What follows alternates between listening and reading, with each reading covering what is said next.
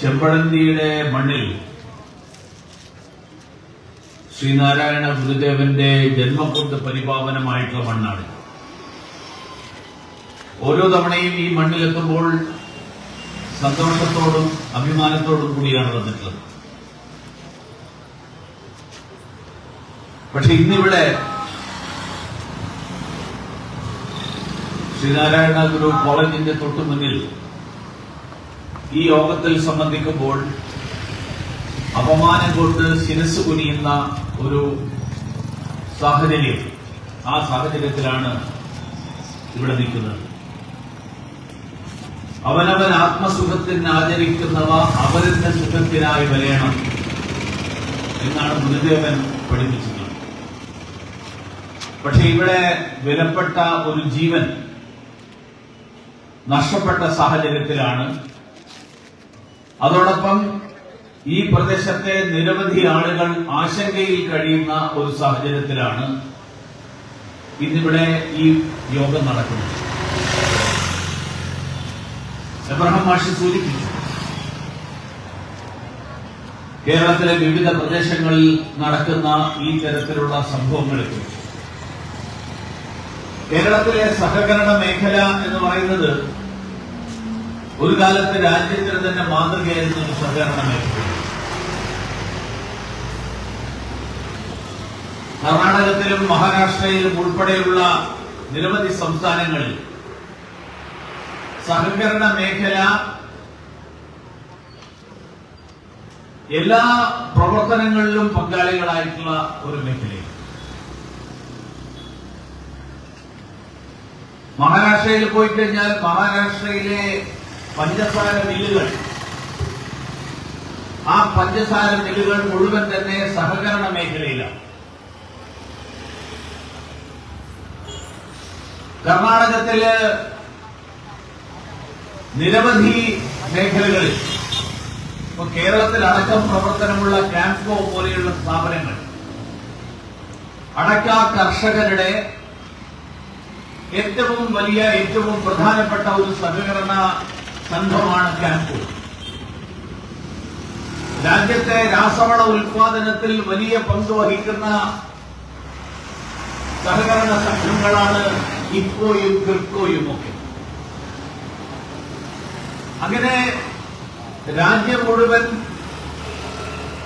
കർഷകർക്കാണെങ്കിലും കൃഷിക്കാർക്കാണെങ്കിലും മറ്റ് കാര്യങ്ങൾ നടത്തുന്ന ആളുകളാണെങ്കിലും അങ്ങനെയുള്ള എല്ലാവർക്കും ആശ്വാസം നൽകുന്ന സ്ഥാപനങ്ങളായിട്ടാണ് സഹകരണ സംഘങ്ങൾ വളർന്നു വന്നത്. കേരളത്തെ സംബന്ധിച്ചോളം കേരളത്തിലെ ഗ്രാമപ്രദേശങ്ങളിൽ സാധാരണക്കാരനായിട്ടുള്ള ആളുകൾക്ക്, ഇടത്തരക്കാരായിട്ടുള്ള ആളുകൾക്ക് അവരുടെ ദൈനംദിന ആവശ്യങ്ങൾക്ക്, ആ ആവശ്യങ്ങൾ നിറവേറ്റാൻ വേണ്ടി ആശ്രയിച്ചിരുന്ന സ്ഥാപനങ്ങളാണ് സഹകരണ സംഘങ്ങൾ. നിക്ഷേപത്തിന് മാത്രമല്ല, അത്യാവശ്യത്തിന് വായ്പ, വൻ പലിശ നൽകി വായ്പ എടുക്കുന്നതിന് പകരം മിതമായ നിരക്കിൽ പലിശ ലഭിക്കുന്ന സ്ഥാപനങ്ങളായിട്ടാണ് നമ്മുടെ നാട്ടിൽ സഹകരണ സംഘങ്ങൾ വളർന്നു വന്നത്. പക്ഷെ ഈ അടുത്ത കാലത്തുണ്ടായിട്ടുള്ള നിരവധി സംഭവങ്ങൾ, ആ സംഭവങ്ങൾ സഹകരണ മേഖലയുടെ തന്നെ വിശ്വാസ്യത തകർക്കുന്ന ഒരു സ്ഥിതിയിലേക്കാണ് നീങ്ങിക്കൊണ്ടിരിക്കുന്നത്. ഇന്നിവിടെ നടക്കുന്ന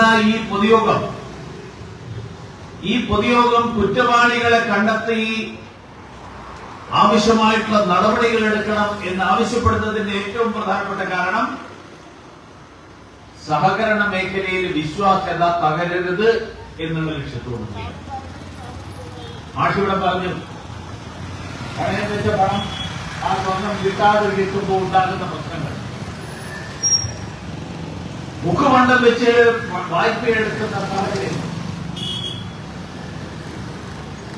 ഇതൊക്കെ കേൾക്കുന്ന ഒരു സാധാരണക്കാരൻ നാളെ ആലോചിക്കുക, എന്നാൽ പിന്നെ ഈ സഹകരണ സംഘത്തിൽ കൊണ്ടുപോയിട്ട് നിക്ഷേപം നടത്തണം. അത് നഷ്ടം ഉണ്ടാക്കുന്നത് ഈ നാട്ടിലെ സാധാരണക്കാരൻ. ഈ കേരളത്തിലെ നിരവധി ഇതുപോലെയുള്ള സ്ഥാപനങ്ങളിൽ ഇത്തരത്തിലുള്ള പ്രശ്നങ്ങൾ ഉണ്ടായപ്പോ സഹകരണ മേഖലയിൽ പ്രവർത്തിക്കുന്ന പലരും പറഞ്ഞു, ഇത് സഹകരണ മേഖലയുടെ വിശ്വാസ്യത തകർക്കുന്ന തലത്തിലേക്ക് പോകരുത്. ആളുകൾക്ക് സഹകരണ മേഖലയിൽ തന്നെ വിശ്വാസം നഷ്ടപ്പെടുന്ന ഒരു സ്ഥിതി ഉണ്ടാകരുത്. അതുകൊണ്ടാണ് ഈ നാട്ടിലെ നാട്ടുകാരെല്ലാവരും ഈ ആക്ഷൻ കൗൺസിൽ രൂപീകരിച്ചിട്ടുള്ളത്. ആക്ഷൻ കൗൺസിൽ രൂപീകരിച്ചതിന്റെ ഉദ്ദേശം സഹകരണ സംഘങ്ങൾ മുഴുവൻ അടച്ചുപൂട്ടണമെന്നുള്ള ആവശ്യത്തിലല്ല. സഹകരണ സംഘങ്ങളൊക്കെ നിലനിൽക്കണം. പക്ഷെ സഹകരണ സംഘങ്ങളിലുള്ള പുഴുക്കുത്തുകളെ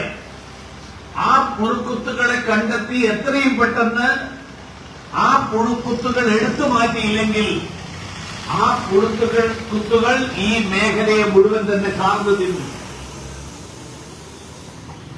ഒരു പുഴു ഒരു പഴത്തിലുണ്ടെന്നിരിക്കട്ടെ, ആ പുഴുവിനെ എടുത്തു മാറ്റിയാൽ ആ പഴത്തിന്റെ ബാക്കി ഭാഗമെങ്കിലും നമുക്ക് മനുഷ്യർക്ക് പ്രയോജനപ്പെടും, ബാക്കിയുള്ള ആളുകൾക്ക് പ്രയോജനപ്പെടും. പുഴു അവിടെ തന്നെ ഇരുന്നു കഴിഞ്ഞാൽ ആ പഴം മുഴുവൻ ആ പുഴു നശിപ്പിക്കും. അതുകൊണ്ട് അങ്ങനെയുള്ള പുഴുക്കളെ കണ്ടെത്തണം. ആ പുഴുക്കുത്തുകളെ നീക്കം ചെയ്യാൻ ആവശ്യമായിട്ടുള്ള നടപടികൾ അത് ഏറ്റവും മുൻകൈയെടുത്ത് നടപ്പിലാക്കേണ്ടത് സർക്കാരാണ്. സർക്കാരിന്റെ ഭാഗത്ത് നിന്ന് ഈ കാര്യത്തിലുണ്ടാകുന്ന ഓരോ ദിവസത്തെ അലംഭാവവും അമാന്തവും അത് ഈ നാട്ടിലെ സാധാരണക്കാരന്റെ ജനജീവിതത്തെ ബാധിക്കുന്ന തരത്തിലേക്കാണ് പറഞ്ഞത്. ഇവിടെ ഞാൻ നേരത്തെ പറഞ്ഞ അവനവൻ ആത്മസുഖത്തിന് ആചരിക്കുന്നവ അവരന്റെ സുഖത്തിനായി വരയണം എന്ന് പറഞ്ഞ ഗുരുദേവന്റെ മണ്ണിൽ ആ ചെമ്പഴന്തിയുടെ പേരിൽ രൂപീകരിക്കപ്പെട്ട അഗ്രികൾച്ചറൽ ഇംപ്രൂവ്മെന്റ് സൊസൈറ്റിയുടെ നടത്തിപ്പുകാര് സ്വന്തം സുഖസൗകര്യം മാത്രം നോക്കിയപ്പോ നഷ്ടമായത് ഒരു ചെറുപ്പക്കാരന്റെ ജീവനാണ്. നിരവധി ആളുകൾക്ക് അവരുടെ സമ്പാദ്യം നഷ്ടമാകുമോ എന്നുള്ള ആശങ്കയിലാണ്. സർക്കാർ ജനങ്ങൾക്ക് ഉറപ്പ് നൽകണം. ആരെങ്കിലും ഒരാൾ അയാളുടെ കെടുകാര്യസ്ഥത കൊണ്ട് അയാൾ നടത്തിയിട്ടുള്ള തെറ്റായിട്ടുള്ള നടപടികളുടെ ഫലമായി ഒരു കൂട്ടം ആളുകൾ കാണിച്ചിട്ടുള്ള അഴിമതിയുടെ ഫലമായി സർക്കാരിന്റെ ഭാഗത്തു നിന്നുണ്ടായിട്ടുള്ള ജാഗ്രതക്കുറവിന്റെ ഭാഗമായി, കാരണം സഹകരണ സംഘങ്ങൾ കേരളത്തിലെ സഹകരണ വകുപ്പിൽ രജിസ്റ്റർ ചെയ്തിട്ടുള്ള സംഘങ്ങളാണ്.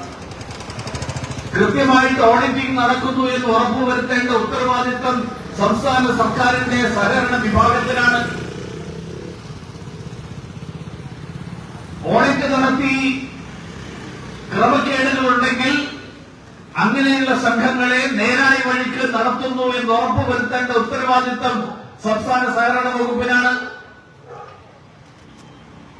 എവിടെയെങ്കിലും പോരായ്മകളുണ്ടെങ്കിൽ അങ്ങനെയുള്ളവർ കൂടുതൽ ആളുകളെ വഞ്ചിക്കാതിരിക്കാൻ അവർക്ക് കൂടുതൽ ശാഖകൾ തുടങ്ങാനുള്ള അവസരം കൊടുക്കാതിരിക്കേണ്ടതും സഹകരണ സംഘത്തിന്റെ ഉത്തരവാദിത്വം. കാരണം ഒരു സഹകരണ സംഘം പ്രവർത്തിക്കുമ്പോൾ സ്വാഭാവികമായും സാധാരണക്കാരായിട്ട് ആളുകളെന്താ കാണുക? ഇന്നലെ വരെ ഒരു ശാഖ മാത്രമുണ്ടായിരുന്ന സഹകരണ സംഘം ഇപ്പോ 3 ശാഖ പുതുതായിട്ട് തുടങ്ങി. അപ്പൊ അതിനർത്ഥം ഈ കാര്യങ്ങളൊക്കെ നന്നായിട്ട് നടക്കുന്നു, സുഗമമായിട്ട് നടക്കുന്നു, നമുക്ക് ഈ സംഘത്തിൽ നിക്ഷേപിക്കാം എന്നുള്ള ഒരു സന്ദേശം കൂടിയാണ് ജനങ്ങൾക്ക് ഈ പുതിയ ശാഖകൾ തുടങ്ങുന്നതിലൂടെ ലഭിക്കുന്നത്. അതുകൊണ്ടാണ് സർക്കാരിന് നിയന്ത്രണം വെച്ചിരിക്കുന്നത്. പുതിയ ശാഖകൾ തുടങ്ങണമെങ്കിൽ സർക്കാരിന്റെ അനുവാദം വേണം. ഈ സംസ്ഥാനാന്തര സഹകരണ സംഘമുണ്ട്, മൾട്ടി സ്റ്റേറ്റ് കോഓപ്പറേറ്റീവ് സൊസൈറ്റി. ഞാനും അത്തരത്തിൽ ഒരു സഹകരണ സംഘത്തിന്റെ സ്ഥാപക പ്രസിഡന്റാണ്. 2000-ൽ തുടങ്ങിയ സഹകരണ സംഘം. അന്ന് ശാഖകൾ തുടങ്ങാൻ കേന്ദ്ര സർക്കാരിന്റെ ഒരു അനുവാദവും ആവശ്യമില്ലായിരുന്നു. കാരണം സംസ്ഥാന അന്തര സഹകരണ സംഘങ്ങൾ പൂർണ്ണമായും ജനങ്ങളുടെ പണം കൊണ്ടാണ് അത് പ്രവർത്തിക്കുന്നത്. സംസ്ഥാന സർക്കാരിനോ കേന്ദ്ര സർക്കാരിനോ അതിൽ ഓഹരിയില്ല. പക്ഷെ പിന്നീട് അത്തരത്തിലുള്ള സംഘങ്ങളിൽ ചില തകരാറുകൾ ഉണ്ടായപ്പോൾ കേന്ദ്ര സർക്കാർ പറഞ്ഞു അനുവാദം വാങ്ങണം, പുതിയ ശാഖ തുടങ്ങണമെങ്കിൽ അനുവാദം വാങ്ങണം. അനുവാദമില്ലാതെ പുതിയ ശാഖകൾ തുടങ്ങാൻ പാടില്ല. അനുവാദം നൽകുന്നതിന്റെ അടിസ്ഥാനം എന്താ? കൃത്യമായിട്ട് ഓഡിറ്റ് നടന്നിട്ടുണ്ടോ, ഓഡിറ്റ് അനുസരിച്ചിട്ട് നഷ്ടമില്ല എന്ന് ഉറപ്പുവരുത്തിയിട്ടുണ്ടോ, കിട്ടാക്കടം ഒരു നിശ്ചിത ശതമാനത്തിൽ അധികമായിട്ട് മാറിയിട്ടുണ്ടോ. സഹകരണ സംഘങ്ങളുടെ നടത്തിപ്പുകാർ അവരുടെ സ്വന്തം താല്പര്യങ്ങൾക്ക് വേണ്ടി മാത്രമായിട്ട് ഈ സഹകരണ സംഘത്തെ ഉപയോഗിക്കുന്നില്ല എന്ന് ഉറപ്പുവരുത്തി ആവശ്യമായിട്ടുള്ള നടപടികൾ ഉണ്ടായിട്ടുണ്ടോ? ഇതെല്ലാം പരിശോധിച്ചുകൊണ്ടാണ് പുതിയ പുതിയ ശാഖകൾ തുറക്കാൻ അനുവാദം നൽകുന്നത്. പക്ഷെ ഇവിടെ സംഭവിച്ചിരിക്കുന്നത് എന്താ? ഞാൻ മനസ്സിലാക്കുന്നത് ഈ കഴിഞ്ഞ ഏതാനും വർഷങ്ങൾക്കിടയിൽ പുതിയ ശാഖകൾ തുടങ്ങി. അപ്പൊ സ്വാഭാവികമായും ഈ നാട്ടിലെ സാധാരണക്കാരന് സംസ്ഥാന സർക്കാർ നൽകുന്ന സന്ദേശം ഈ സഹകരണ സംഘത്തിൽ കാര്യങ്ങളൊക്കെ സുഗമമായിട്ട് നടക്കുന്നു. നിങ്ങൾക്കാർക്കും ഈ സഹകരണ സംഘത്തിന്റെ പ്രവർത്തനത്തെക്കുറിച്ച് സംശയമുണ്ടാകേണ്ട ആവശ്യമില്ല. നിങ്ങൾക്ക് അവിടെ നിക്ഷേപിക്കാം. സാധാരണ ബാങ്കുകൾ, നമ്മുടെ നാട്ടിൽ ബാങ്ക് എന്ന് പറഞ്ഞാൽ ബാങ്ക് തുടങ്ങണമെങ്കിൽ റിസർവ് ബാങ്കിന്റെ അനുവാദം വേണം. എന്താ റിസർവ് ബാങ്കിന്റെ അനുവാദത്തിന്റെ അർത്ഥം? റിസർവ് ബാങ്കിന്റെ അനുവാദത്തിന്റെ അർത്ഥം നിങ്ങൾ ബാങ്കിൽ നിക്ഷേപിക്കുന്ന പണം, ആ പണം മുഴുവൻ നൽകാനുള്ള, തിരിച്ചു നൽകാനുള്ള ആ പണത്തിന്റെ ഗ്യാരണ്ടി, ആ ഗ്യാരണ്ടി റിസർവ് ബാങ്ക് ഏൽക്കുന്നു, ഇന്ത്യ ഗവൺമെന്റ് ഏൽക്കുന്നു എന്നാണ്. ബാങ്കിൽ നിക്ഷേപിക്കുന്ന പണം നാളെ അവിടുത്തെ ഒരു ഉദ്യോഗസ്ഥൻ ക്രമക്കേട് കാണിച്ചു, അവിടുത്തെ മാനേജർ പണം കൊണ്ട് നാട് വിട്ടു. പക്ഷേ അവിടെ നിക്ഷേപിച്ചിട്ടുള്ള ഓരോ രൂപയുടെയും ഓരോ പൈസയുടെയും ഓരോ നയ പൈസയുടെയും ഉത്തരവാദിത്വം റിസർവ് ബാങ്ക് ഓഫ് ഇന്ത്യ എന്ന് പറഞ്ഞാൽ കേന്ദ്ര സർക്കാർ.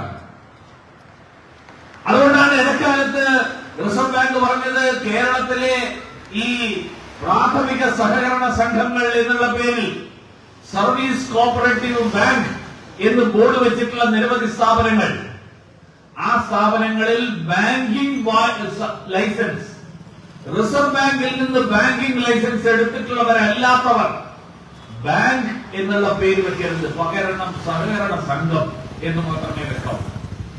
എന്താ ഇത് രണ്ട് തമ്മിൽ വ്യത്യാസം? സഹകരണ സംഘത്തിൽ അതിൽ അംഗത്വം എടുക്കുന്നവരുടെ മാത്രം നിക്ഷേപമേ ആ സഹകരണ സംഘത്തിന് സ്വീകരിക്കാൻ അനുവാദമുള്ളൂ.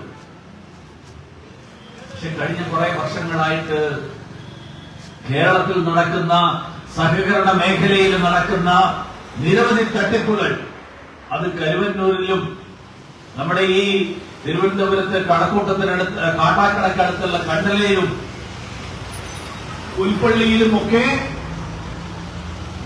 നിരവധി ഈ പറഞ്ഞ സഹകരണ സംഘങ്ങൾ, ഈ സഹകരണ സംഘങ്ങൾ സ്വീകരിച്ചിട്ടുള്ള നിക്ഷേപം, അവർ നൽകിയിട്ടുള്ള സ്വർണപ്പണയ വായ്പകൾ, ഇതിന്റെയൊക്കെ പേരിൽ വലിയ തട്ടിപ്പുകൾ. പാർട്ടി രാഷ്ട്രീയ പാർട്ടിയുടെ കണക്കിലേക്ക് പോകുന്നില്ല. പക്ഷേ ഒരു കൂട്ടർ കരുവന്നൂരിലും കണ്ടലയിലും നടത്തിയെങ്കിൽ വേറൊരു കൂട്ടർ ചെമ്പഴന്തിയിലും പുൽപ്പള്ളിയിലും നടത്തുന്നു. അതുകൊണ്ട് നേരത്തെ ഇവിടെ മാഷ് പറഞ്ഞു, കള്ളപ്പണ കേസിൽ പ്രതി ചേർക്കപ്പെട്ടിട്ടുള്ള ഒരു രാഷ്ട്രീയ പാർട്ടിയുടെ കാര്യം, നമ്മുടെ രാജ്യത്തിന്റെ ചരിത്രത്തിൽ തന്നെ ഒരു രാഷ്ട്രീയ പാർട്ടി ഏതെങ്കിലും ഒരു തട്ടിപ്പിൽ, ഏതെങ്കിലും ഒരു കൊള്ളയിൽ പ്രതികളാക്കപ്പെട്ടിട്ടുള്ളത് ഇതിനു മുമ്പ് നടന്നിട്ടുണ്ടാകും. അത് സംഭവിക്കാൻ കാരണം ഈ തട്ടിപ്പിന്റെ പണം മുഴുവൻ ആ പാർട്ടിയുടെ ഉത്തരവാദപ്പെട്ട ആളുകളിലേക്ക്, അവരുടെ അക്കൗണ്ടുകളിലേക്ക് പോയി. അങ്ങനെ പോയതുകൊണ്ടാണ് ഒരു പാർട്ടിക്കെതിരായിട്ട് ഈ തരത്തിൽ അന്വേഷണ ഏജൻസികൾ പ്രതിയാക്കിയിട്ടുണ്ട്. കാരണം കരുവന്നൂരിൽ സമ്പാദിച്ച കോടികൾ, ആ കോടികൾ അവരുടെ അക്കൗണ്ടുകളിലേക്കാണ് പോയത്. അതുകൊണ്ടാണ് ആ അക്കൗണ്ടിലുള്ള പണം ഉപയോഗിക്കുന്നത് അന്വേഷണ ഏജൻസി മരവിപ്പിച്ചു. ആ അക്കൗണ്ടിലുള്ള പണം ഉപയോഗിച്ച് വാങ്ങിയിട്ടുള്ള ഭൂമി അന്വേഷണ ഏജൻസികൾ അവര് പിടിച്ചെടുത്തു. നമ്മുടെ രാജ്യത്ത് സുതാര്യതയ്ക്ക് വേണ്ടി നിലകൊള്ളുന്നു എന്ന് പറയുന്ന പാർട്ടിയാണ് ഇലക്ടറൽ ബോണ്ട് എന്ന് പറയുന്ന രാഷ്ട്രീയ പാർട്ടികൾക്ക് വൻകിടക്കാർക്ക് സംഭാവന നൽകാൻ വേണ്ടിയിട്ടുള്ള ഒരു സുതാര്യമായിട്ടുള്ള മാർഗം. ആ മാർഗം എന്നുള്ള നിലയിൽ ആരംഭിച്ച ഇലക്ടറൽ ബോണ്ട്, ആ ഇലക്ടറൽ ബോണ്ടിന് സുതാര്യത പോരാ എന്ന് പറഞ്ഞ് സുപ്രീം കോടതിയിൽ കേസ് നടത്തുന്ന പാർട്ടിയാണ് ഈ രാഷ്ട്രീയ പാർട്ടി. പക്ഷേ ഈ പാർട്ടി തൃശൂരിൽ തെരഞ്ഞെടുപ്പ് കമ്മീഷന് കൊടുത്ത കണക്കിൽ, ആ കണക്കിൽ ഈ പറഞ്ഞ അക്കൗണ്ടുകളൊന്നുമില്ല.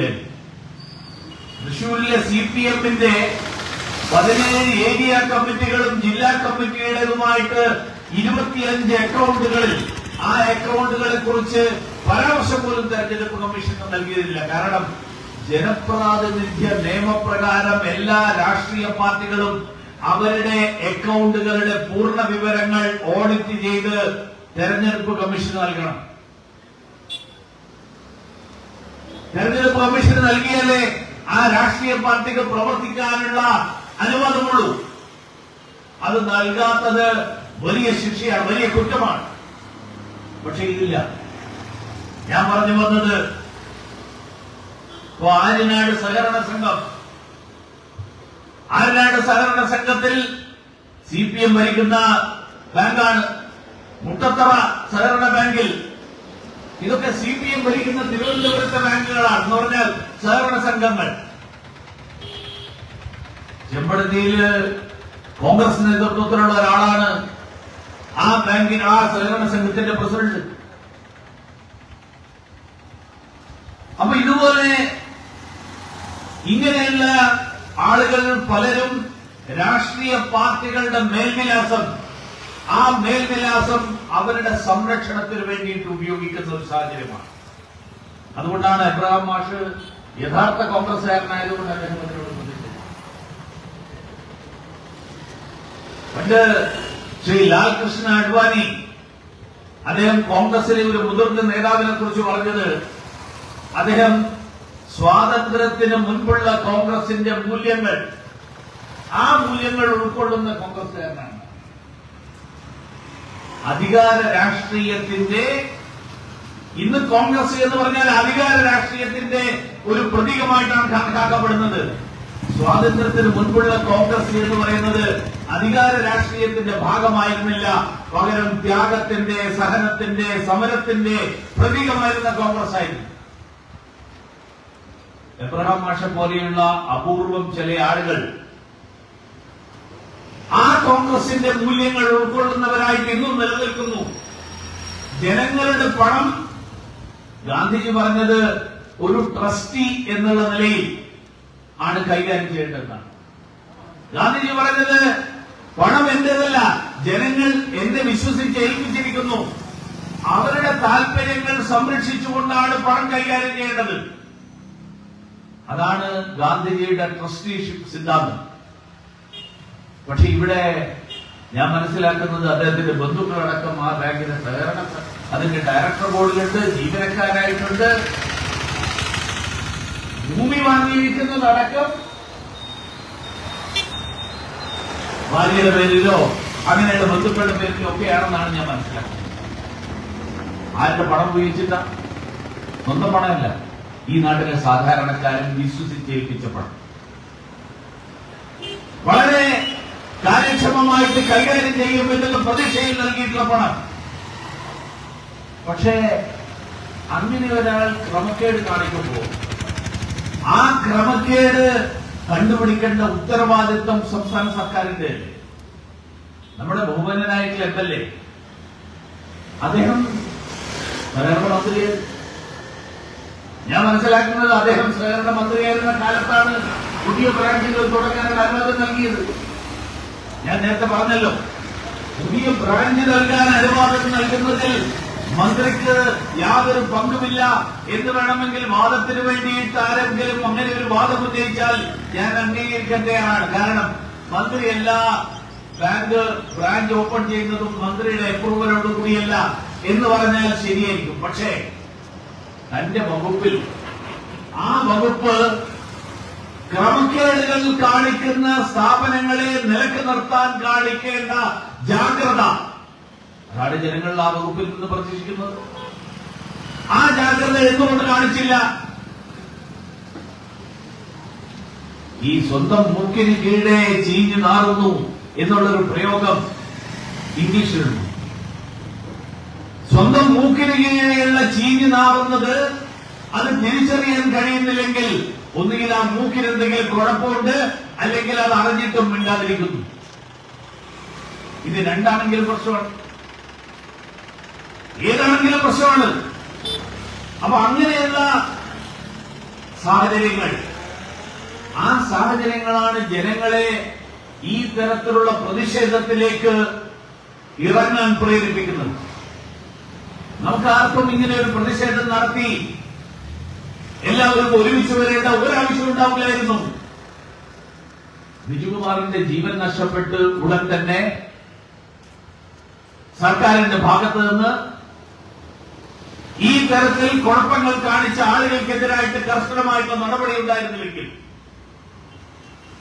ഇതുപോലെയുള്ള പുഴുക്കുത്തുകൾ തടയാൻ ആവശ്യമായിട്ടുള്ള നടപടി ഉണ്ടാകുന്നു എന്ന് ജനങ്ങളെ ബോധ്യപ്പെടുത്തുന്ന തരത്തിൽ കാര്യങ്ങൾ നീക്കിയിരുന്നുവെങ്കിൽ അത് നടക്കുന്നില്ല.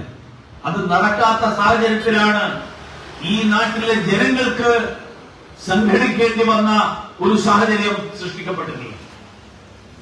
കേന്ദ്ര സർക്കാർ ഇതുപോലെയുള്ള സാഹചര്യങ്ങളെ മുൻകൂട്ടി കണ്ടുകൊണ്ടാണ് സഹകരണ സംഘങ്ങളിൽ നടക്കുന്ന ക്രമക്കേടുകൾ തടയുക എന്നുള്ള ലക്ഷ്യത്തോടുകൂടി നിരവധി പരിശ്രമങ്ങൾ നടത്തിയത്. കേന്ദ്ര സർക്കാർ എന്ന് ഞാൻ പറയുമ്പോ BJP സർക്കാർ എന്നുള്ള അർത്ഥത്തിലല്ല ഞാൻ പറയുന്നത്. വൈദ്യനാഥൻ കമ്മിറ്റിയെ നിയോഗിച്ചതും അതിന്റെ റിപ്പോർട്ട് വന്നതും ഒക്കെ UPA സർക്കാരിന്റെ മൻമോഹൻ സിംഗ് സർക്കാരിന്റെ കാലത്താണ്. പക്ഷേ കേരളത്തിൽ അത് നടപ്പിലാക്കാൻ പാടില്ല എന്നുള്ള നിലപാട് മൻമോഹൻ സിംഗ് സർക്കാർ, ആ സർക്കാർ അംഗീകരിച്ച വൈദ്യനാഥൻ കമ്മിറ്റി റിപ്പോർട്ട് പോലും കേരളത്തിൽ അട്ടിമറിക്കപ്പെട്ടു. രാജ്യവ്യാപകമായി സഹകരണ സംഘങ്ങൾക്ക് ഏകീകൃത സ്വഭാവം കൊണ്ടുവരാൻ വേണ്ടിയിട്ടുള്ള 97ാം ഭരണഘടനാ ഭേദഗതി, ആ ഭേദഗതി ഞാൻ അംഗീകരിക്കുന്നു, മൻമോഹൻ സിംഗ് സർക്കാരിന്റെ കാലത്താണ് കൊണ്ടുവന്നത്. പക്ഷെ അത് കേരളത്തിൽ അട്ടിമറിക്കപ്പെട്ടു. നരേന്ദ്രമോദിയുടെ നേതൃത്വത്തിൽ കേന്ദ്ര സർക്കാർ സഹകരണ മന്ത്രാലയം രൂപീകരിച്ചപ്പോ അതിനെതിരായിട്ട് കേരളത്തിലെ ഭരണപക്ഷവും പ്രതിപക്ഷവും ഒറ്റക്കെട്ടായി നിന്നിട്ട് പ്രതിഷേധമുയർത്തി. എന്ന് പറഞ്ഞത് കേരളത്തിലെ സഹകരണ പ്രസ്ഥാനത്തെ കേന്ദ്രം വിഴുങ്ങാൻ പോകുന്നു, ഇതാണെന്ന് പ്രചരണം നടത്തിയത്. MV ഗോവിന്ദൻ എഴുതിയ ലേഖനത്തിൽ പറയുന്നത് കേരളത്തിലെ നിക്ഷേപകരെ കൊള്ളയടിക്കാനുള്ള നീക്കമായി വേണം അമിത്ഷാ കൊണ്ടുവന്ന കേന്ദ്ര സഹകരണ നിയമത്തെയും അതിന്റെ അടിസ്ഥാനത്തിൽ പ്രവർത്തിക്കുന്ന സംസ്ഥാനാന്തര സഹകരണ സംഘങ്ങളെയും കാണേണ്ടത് എന്നാണ്. ആരാ കൊള്ളയടിക്കുന്നതെന്ന് ഇപ്പോ നമുക്ക് എല്ലാവർക്കും അറിയാം. ആരെങ്കിലും കൊള്ളയടിക്കുന്നത് തടയാൻ വേണ്ടിയിട്ടാണ് സംസ്ഥാനാന്തര സഹകരണ സംഘങ്ങളിൽ പോലും നിയന്ത്രണങ്ങൾ ഏർപ്പെടുത്താൻ കേന്ദ്ര സർക്കാർ ആവശ്യമായിട്ടുള്ള ഭേദഗതികൾ വരുത്തിയത്. പക്ഷേ ഇതൊന്നും കേരളത്തിൽ പ്രാവർത്തികമാക്കാൻ കഴിഞ്ഞില്ല. ഞാൻ നേരത്തെ പറഞ്ഞ 2021 റിസർവ് ബാങ്ക് മുന്നോട്ട് വെച്ച നിർദ്ദേശം, ബാങ്കിംഗ് ലൈസൻസ് ഇല്ലാത്ത സ്ഥാപനങ്ങൾ, അങ്ങനെയുള്ള സ്ഥാപനങ്ങൾ, സഹകരണ സംഘങ്ങൾ, ബാങ്ക് എന്നുള്ള വാക്ക് ഉപയോഗിച്ച് സാധാരണക്കാരെ തെറ്റിദ്ധരിപ്പിക്കരുത്. എന്ന് പറഞ്ഞപ്പോഴും കേരളത്തിൽ വലിയ പ്രതിഷേധമുണ്ടായി. അതുകൊണ്ട് ഈ ഒരു സാഹചര്യത്തിൽ സർക്കാരിന്റെ ഭാഗത്ത് നിന്ന് അടിയന്തരമായിട്ടുള്ള നടപടികൾ ഉണ്ടാകും. ആ അടിയന്തരമായിട്ടുള്ള നടപടികൾ ഈ നാട്ടിലെ സാധാരണക്കാരന് സഹകരണ മേഖലയിലുള്ള ആ വിശ്വാസം വീണ്ടെടുക്കാൻ ആവശ്യമായിട്ടുള്ളതാണ്. അപ്പോഴേ ജനങ്ങൾക്ക് സഹകരണ മേഖലയിലുള്ള വിശ്വാസം ഉണ്ടാവും. അല്ലെങ്കിൽ നാളെ ഇന്നിപ്പോ ഈ ഒരു സഹകരണ സംഘം ഇവിടെ തൊട്ടടുത്ത് നിരവധി സഹകരണ സംഘങ്ങൾ പ്രവർത്തിക്കുന്നുണ്ട്. ആ സഹകരണ സംഘങ്ങളിലൊക്കെ പണം നിക്ഷേപിച്ച ആളുകളുടെ അവരുടെ മനസ്സിൽ ഒരു ചോദ്യമാണ് ഉയർന്നു വരുന്നത്. ഇന്ന് ചെമ്പഴന്തിയാണെങ്കിൽ നാളെ ഇവിടെ ആയിക്കൂടെ എന്നൊരു ചോദ്യം ഉയർന്നു വന്നാൽ സാധാരണക്കാരെ ചിന്തിക്കുക, എങ്കിൽ അവിടെ നിക്ഷേപിക്കണം, നമുക്ക് വേറെ എവിടെയെങ്കിലും കൊണ്ടുപോയി നിക്ഷേപിക്കാം, പ്രൈവറ്റ് ഫൈനാൻസിയേഴ്സിന്റെ കയ്യിൽ കൊടുക്കാം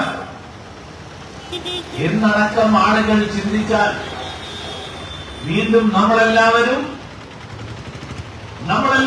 ഈ നാട്ടിൽ കഴുത്തറപ്പൻ പലിശ ഈടാക്കുന്നവരുടെ അവരുടെ കൈകളിലേക്ക് നമ്മുടെയൊക്കെ കഴുത്ത് കൊണ്ടുപോയി വെച്ചു കൊടുക്കലായിരിക്കും. സർക്കാർ ആഗ്രഹിക്കുന്നത് അതാണെന്ന് ഞാൻ പറയുന്നില്ല. പക്ഷേ സർക്കാർ അതാണ് ആഗ്രഹിക്കുന്നത് എന്നാരെങ്കിലും സംശയിക്കാതിരിക്കണമെങ്കിൽ അടിയന്തരമായിട്ട് ഈ തരത്തിലുള്ള പുഴുക്കുത്തുകൾ കണ്ടെത്തി നീക്കം ചെയ്യാൻ അതിനാവശ്യമായിട്ടുള്ള നടപടികൾ ഉണ്ടാകണം. ഈ ബാങ്കിന്റെ പ്രസിഡന്റിനെ കോൺഗ്രസ് പുറത്താക്കി എന്നൊക്കെയാണ് പറയുന്നത്. അത് പുറത്താക്കുന്നതോ അകത്താക്കുന്നതോ ഒക്കെ ആ പാർട്ടിയുടെ ആഭ്യന്തര പ്രശ്നമാണ്. അതിലൊന്നും നമുക്കാർക്കും ഒരു അഭിപ്രായം പറയേണ്ട കാര്യമുണ്ട് എന്ന് എനിക്ക് തോന്നുന്നില്ല. കാരണം പുറത്താക്കിയത് കൊണ്ട് ജനങ്ങൾക്കാർക്കും അവരുടെ പണം തിരിച്ചു കിട്ടുന്നില്ലെങ്കിൽ പുറത്താക്കിയാലെന്താ അകത്തായാലെന്താ? പ്രശ്നം ആഭ്യന്തര പ്രശ്നം, അത് ആ പാർട്ടി തീരുമാനിക്കട്ടെ. പ്രശ്നം സർക്കാരിന്റെ ഭാഗത്തു നിന്നുള്ള നടപടിയാണ്. പ്രശ്നം ഇവിടെ ജീവൻ നഷ്ടപ്പെട്ട ബിജുകുമാറിന്റെ കുടുംബത്തിന് നീതി കിട്ടുക എന്നുള്ളതാണ് പ്രശ്നം. ഈ നാട്ടിലെ നൂറുകണക്കിന് ആളുകൾ അവിടെ നിക്ഷേപിച്ചിട്ടുള്ള പണം, ആ പണം സുരക്ഷിതമാണ് എന്ന് ഉറപ്പുവരുത്തലാണ്. അതുകൊണ്ട് ജനങ്ങളുടെ നിക്ഷേപത്തിന് സർക്കാർ ഗ്യാരണ്ടി നൽകണം. സർക്കാർ പറയണം, ഈ നിക്ഷേപത്തിനുള്ള മുഴുവൻ പണവും സംസ്ഥാന സർക്കാർ തിരിച്ചു നൽകാനുള്ള ഉത്തരവാദിത്വം ഏൽക്കുന്നു. കാരണം സർക്കാരാണ് അനുവാദം കൊടുത്തത്, സർക്കാരാണ് പുതിയ ശാഖകൾ തുടങ്ങാൻ അനുവാദം കൊടുത്തത്. അതുകൊണ്ട് ഇവിടെ ഒരു തരത്തിലുള്ള ക്രമക്കേടുമില്ല എന്നുള്ള ധാരണ, ആ ധാരണ ഈ നാട്ടിലെ സാധാരണക്കാരന് നൽകിയത് സംസ്ഥാന സർക്കാരാണ് എന്നിരിക്കെ ഈ നാട്ടിലെ ഓരോ നിക്ഷേപകരും അവർ നിക്ഷേപിച്ചിട്ടുള്ള തുക, ബിജുകുമാറിന്റെ കുടുംബത്തിന്റെ പ്രശ്നം നിക്ഷേപിച്ച പണമല്ല, വായ്പയെടുത്ത പണത്തെക്കുറിച്ച് അടക്കം തെറ്റിദ്ധാരണജനകമായിട്ടുള്ള പ്രചരണങ്ങൾ, ഓരോ ദിവസവും മാറി മാറി വരുന്ന തുകകൾ, ആ തുകകളാണ് പുറത്തു വരുന്നത്. ഇതിലെ വസ്തുത എന്താണ്? ഇതിൽ ആരുടെ ഭാഗത്താണ് വീഴ്ചയുണ്ടായിട്ടുള്ളത്? ആരാണ് ഇതിന് ഉത്തരവാദി? ആ ഉത്തരവാദികളെ ആയിട്ടുള്ള ആളുകളെ കണ്ടെത്തണം. അതിന് അടിയന്തരമായിട്ടുള്ള നടപടികൾ ഉണ്ടാകണം. അതല്ല കരുവന്നൂരിലെ പോലെ ഇന്നലത്തെ ഒരു പത്രത്തിൽ കണ്ടു, വായ്പയെടുത്ത ഏതാണ്ട് 100-ലധികം കോടി രൂപ പല ആളുകളുടെ പേരിലാണ് എടുത്തിരിക്കുന്നത്. ആ പണമൊക്കെ എവിടെ പോയി എന്ന് പോലീസിന് പോലും കണ്ടെത്താൻ കഴിയുന്നില്ല എന്നാണ് പറയുന്നത്. അങ്ങനെ ചെമ്പഴന്തിക്കാരെയും കരുവന്നൂരുകാരെ പോലെ നെട്ടോട്ടം ഓടിക്കാനാണ് സർക്കാരിന്റെ താല്പര്യമെങ്കിൽ ഇവിടെ സംഘടിച്ചിരിക്കുന്ന ജനങ്ങൾ ഇതുപോലെ സമാധാനപരമായിട്ടൊരു പൊതുയോഗം നടത്തി പിരിഞ്ഞു പോകാൻ വേണ്ടിയിട്ടല്ല സംഘടിച്ചിരിക്കുന്നത്. നിയമമാർഗങ്ങൾ ഉപയോഗിച്ചുകൊണ്ട് ഏതറ്റം വരെയും പോകാൻ ഇവിടുത്തെ ജനങ്ങൾ നിർബന്ധിതരാകും. അങ്ങനെ ജനങ്ങൾ നിർബന്ധരാകുന്ന സാഹചര്യമുണ്ടായാൽ തീർച്ചയായിട്ടും ഭാരതീയ ജനതാ പാർട്ടി ഈ നാട്ടിലെ സാധാരണക്കാരനോടൊപ്പം ഉണ്ടാകും എന്ന് ഉറപ്പ് നൽകാൻ കൂടി ഞാൻ ഈ അവസരത്തിൽ ആഗ്രഹിക്കുകയാണ്. അതുകൊണ്ട് ഈ തരത്തിലുള്ള നടപടികൾ സർക്കാരിന്റെ ഭാഗത്തു നിന്ന് കുറ്റക്കാരായിട്ടുള്ള ആളുകളെ അവർക്കെതിരായിട്ട് കർശനമായിട്ടുള്ള നടപടികൾ എടുക്കുക, പുഴുക്കുത്തുകൾ നീക്കം ചെയ്യാൻ ആവശ്യമായിട്ടുള്ള നടപടികൾ ഉണ്ടാവുക, ഇവിടുത്തെ നിക്ഷേപകരായിട്ടുള്ള ആളുകൾക്ക് മുഴുവൻ അവരുടെ പണത്തിന്റെ കാര്യത്തിൽ ഗ്യാരണ്ടി ഉറപ്പുവരുത്തുക, ആ ഗ്യാരണ്ടി ഉറപ്പുവരുത്തുക എന്നുള്ള ആവശ്യമാണ് എനിക്ക് ഉന്നയിക്കാനുള്ളത്. അധർമ്മപക്ഷത്തു നിന്ന് ജയിക്കുന്നതിനേക്കാൾ നല്ലത് ധർമ്മപക്ഷത്തു നിന്ന് പരാജയപ്പെടുന്നതാണ് എന്നുള്ള ഗുരുവചനം, ആ ഗുരുവചനം കൂടി ഓർമ്മിപ്പിച്ചുകൊണ്ട് ധർമ്മപക്ഷത്തു നിന്ന് പോരാടാൻ അതിനു വേണ്ടിയിട്ട് ചെമ്പഴന്തിയിലെ നിക്ഷേപകർക്കൊപ്പം ഭാരതീയ ജനതാ പാർട്ടി ഉണ്ടാകും. ഭാരതീയ ജനതാ പാർട്ടിയുടെ ഒരു പ്രവർത്തകൻ എന്നുള്ള നിലയിൽ വ്യക്തിപരമായി ഞാൻ ഉണ്ടാകും എന്നുകൂടി ഉറപ്പ് നൽകിക്കൊണ്ട് നമ്മുടെ ഈ പോരാട്ടം വിജയത്തിലെത്തും എന്നുള്ള ഉറപ്പ്, ആ ഉറപ്പോടുകൂടിയിട്ട് ഞാൻ എന്റെ വാക്കുകൾ അവസാനിപ്പിക്കുന്നു. എല്ലാവർക്കും നമസ്കാരം.